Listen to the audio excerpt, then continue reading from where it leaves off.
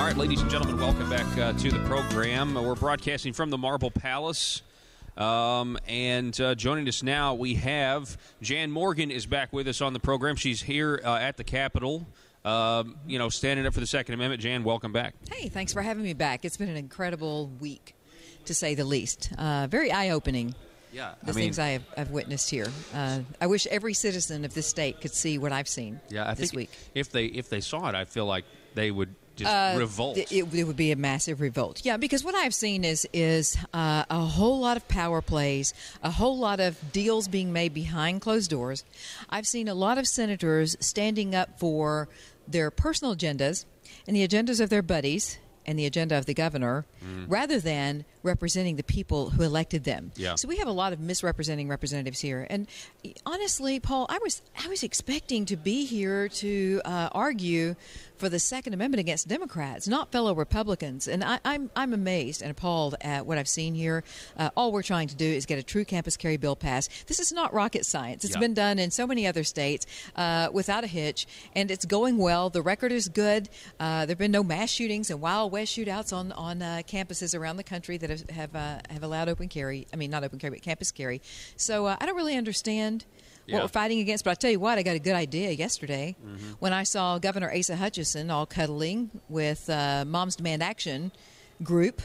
And they walked out of that meeting with him. Yeah, they have their Moms Demand Action for common sense gun safety. But you know what they really mean is common sense gun control. It used to be gun control. They took those words out because they knew that there was a pinching point with some people who didn't really look into what they stand for. But they are nothing but an arm of Michael Bloomberg, who's the most radical anti-gun person in this country. If Michael Bloomberg had his way, we would be like Paris, France. Our citizens would be disarmed. We would be a police state. So I don't understand what the governor's deal is on that, but I tell you what, I have asked for equal time.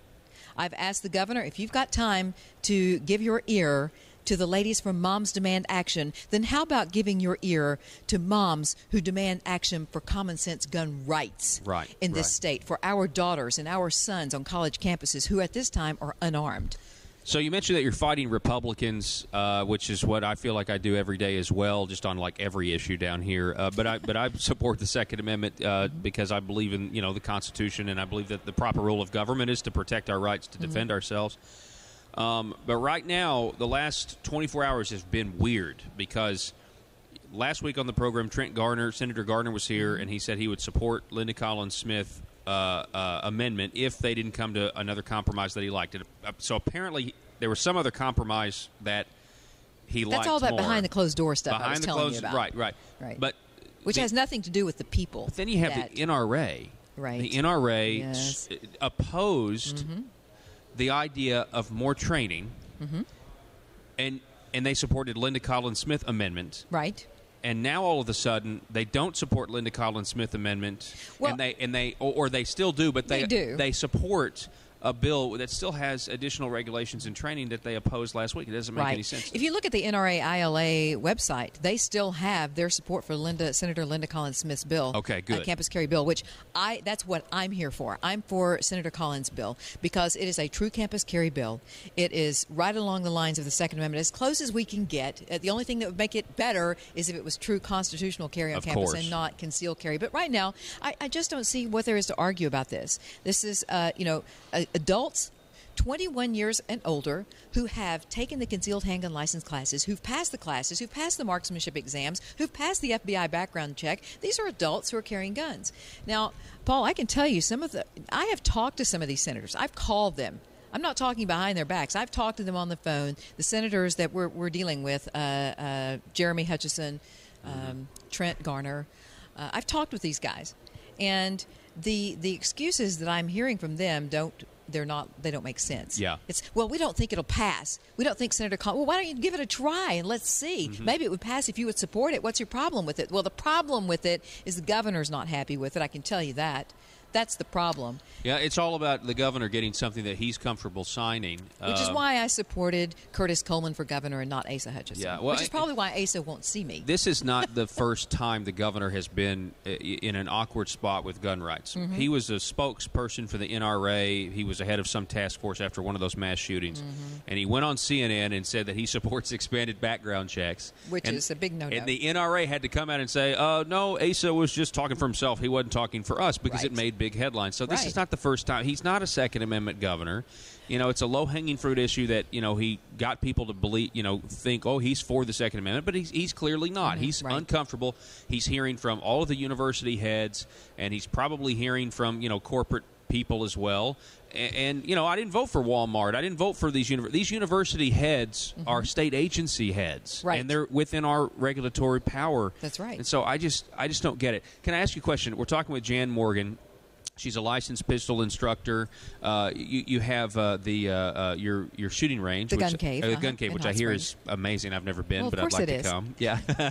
But so, in your opinion, Linda Collins Smith amendment is better than the current one that they have now. I mean, would you agree with that? It's better for campus carry. For campus carry. Yes, for campus carry it is because it has no restrictions, Paul. Okay. The restrictions on Senator Garner's bill are that you have to take you have to get an enhanced concealed handgun license. You've got to take extra training. Well, we all know what that means. First of all, somebody has to come up with the curriculum for this extra training, and then you've got to train the concealed handgun license instructors so they can teach this extra curriculum, and then you have to require the college students to take it. How much is that going to cost? Yeah. Who's going to pay for it? Mm-hmm. What that does is it discriminates against people who don't have the money, lower income people. College students are strapped for the most part. Many of them are, and their parents are. Yep. So having to pay more for a right that we already have, that we've already paid for. Yeah, we've already got the concealed carry license, and now they're going to call this an enhanced license. Enhanced license. And now they're saying that in the NRA, I guess this is maybe why they're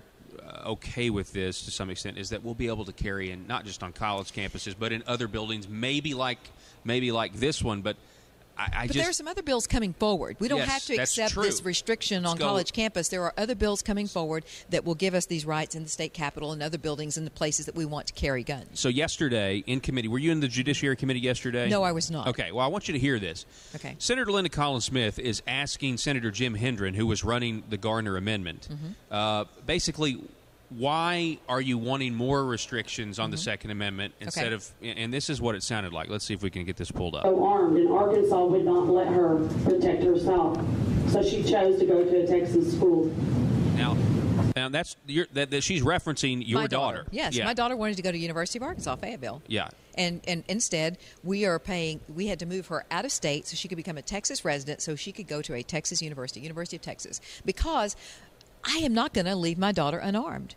And see, here's what I don't understand about all these people. Like Senator Hutchinson said, well, my son's in college, and I know how those boys are. They're partying and blah, blah. And my statement to him was, well, Senator, if you don't feel that your son is responsible and mature enough to have a gun, then be a parent and stand up and not give it to him. Yeah. But why should your son's irresponsible and immature behavior prevent my daughter, who happens to be very responsible and very mature, from carrying a gun on college campus? Why do we have to leave her defenseless because your son is not ready for a gun? That we could carry that same argument over into everyday life. What a different age we're in from a couple decades ago. Yes. You know what I mean? Yes. You look at even Time Magazine and Huffington Post, which is one of the most liberal media outlets out there, talks about the epidemic of crimes on college campuses. So my point is, how effective has this gun-free zone on our college campuses been? When we've got crime soaring, the crime increase is 50% increase. So how effective has not having guns on campus been for our vulnerable students? Right. How effective have campus police been with crime soaring on college campuses? I had to debate Leah Gunn Barrett.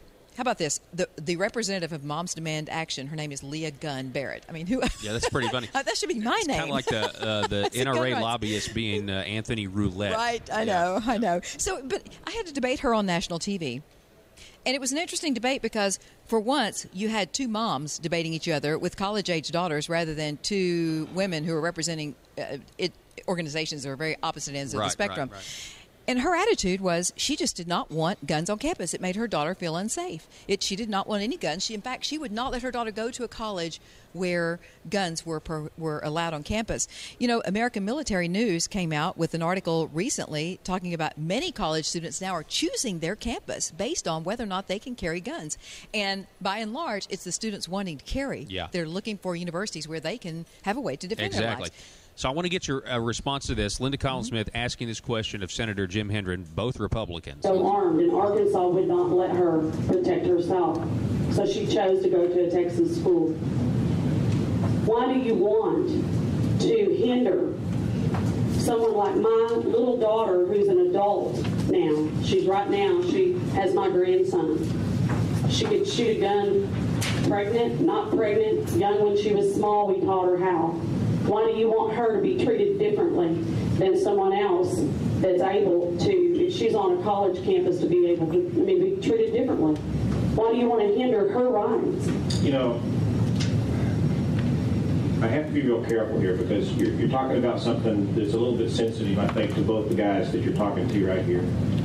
When you start accusing people who put their lives on the line defending the Constitution of abandoning their oath to support and defend the Constitution because you disagree with where that line should be drawn on the Second Amendment, that goes down pretty hard.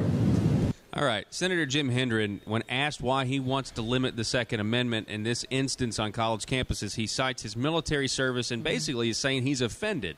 What's your reaction to that, Jan? I didn't hear anything about anyone's military service being an issue in a Second Amendment discussion. In other words, because you disagree with me and I served in the military, how dare you? That's the most ridiculous argument. But that's the kind of crap I've been listening to all week anyway. So that doesn't surprise me. But here's the one question that nobody from the other side can answer, and that is this. How is leaving my daughter defenseless going to stop a madman with a gun from killing people on campus? How is disarming her going to make a campus safer from guys like that? Well, he went on and actually talked about the accidents that could happen. So let's keep listening.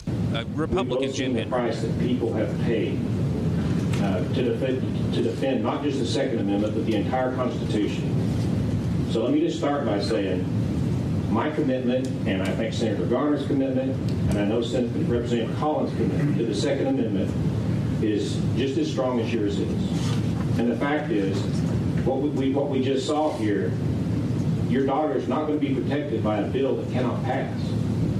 Let's analyze that statement first. Now, he says that Linda Collins-Smith amendment wouldn't pass. Mm-hmm. We talked last week, Jan, because it's about the Second Amendment. If it actually got to the Senate floor, I think it would pass. I absolutely think it would pass, especially if these guys would stop doing the governor's bidding and just vote what the constituents in their own respective areas want them to do. So, it's like they want to fall on the sword. That's what they're being asked to do. Well, you know what, though? We're going to remember this next election. What's going to happen is all these personal agendas that are getting involved. I think it was it Hendren that said, you're getting really personal here. Personal? Yeah. This isn't about him. See, here's a big problem with the people that are representing us at the state capitol. They keep forgetting that this is not about them. It's not about their will. It's about the people that they're representing. That is exactly why Donald Trump is in our White House, because he is not politically connected and tied. He's not politically correct, and he's not doing the will of the Republican Party. He's doing the will of the people. He listened to the people. And let me tell you, these guys are making a big mistake by not listening. Yeah. They're listening to Asa Hutchinson. I want to keep going, and keep in mind, you mentioned Asa. This is Jim Hendren, the governor's nephew, and yes. Between him and Jeremy, we keep getting nephewed. Yeah, and that's what we have. What we have here is a bill that is supported by the largest gun rights association in the country, and we can pass that, and we can have additional protections. I want to remind everybody that he just said we can pass that, but his amendment failed as well yesterday. Yes. So it didn't pass. For not just your daughter, but for all of the kids and for all of the adults who want to practice gun ownership responsibly and get good training and avoid some of the horrible accidents that can happen when a weapon is in the hands of somebody who doesn't have that training. Or we can do nothing because there's not the political support to pass a bill, and including mine, that has no restrictions on it. I mean, if you listen to that, you could easily go find some people on the far left that talk about, people. Essentially, the government doesn't trust individuals with firearms. Right. What's a very similar rhetoric. That's exactly. But like I say, these people who are talking do not sound like the Republicans of the Republican Party that I thought we had. Maybe the Republican Party has shifted, but I was thinking that President Trump had moved it back further to the right where it was supposed to be, instead of wandering off to the left. But apparently we still have some stragglers. All right, so you mentioned earlier, and we're kind of wrapping up here, but you mentioned earlier there's some other bills that are actually going to do some really good things if we can get them through, get them passed, and be a lot more broader. Right, to give us rights in places right now, for example, like the state capitol. I resent the heck out of the fact that I have to park blocks away. And I made that statement this morning. Here I am, having to park blocks away and walk blocks unarmed and defenseless to get to the state capitol, where my legislators who have parking lots with highly well-armed guards, and their offices are here in my building, which is heavily guarded with armed guards, and they don't have to go through the security checks. So if they want to conceal carry, I guess they could sneak one in. The rest of us have to walk from blocks away, unarmed, to get here to talk to these people who are legislating away our liberties by the day. One after another after another. It's not just gun rights. I mean, it's like, I was talking to some of the people sitting around me today in the gallery, and I said, do you realize this is like, I would like to see where they keep all these laws that they're passing on us. I thought that their job is to limit the government intrusion in our lives, not add more to it. Yeah. We are regulated to death, Paul. I agree.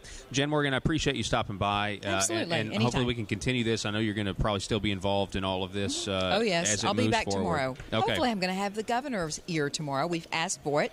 We'll see if he gives us equal time. That would be interesting. I'd be interested to know what he has to say. Well, I wouldn't hold anything back. I certainly know that. Jen Morgan, everybody. Folks, we got to take a break. We're broadcasting live from the Marble Palace in Little Rock, the 91st General Assembly. Back in just a moment.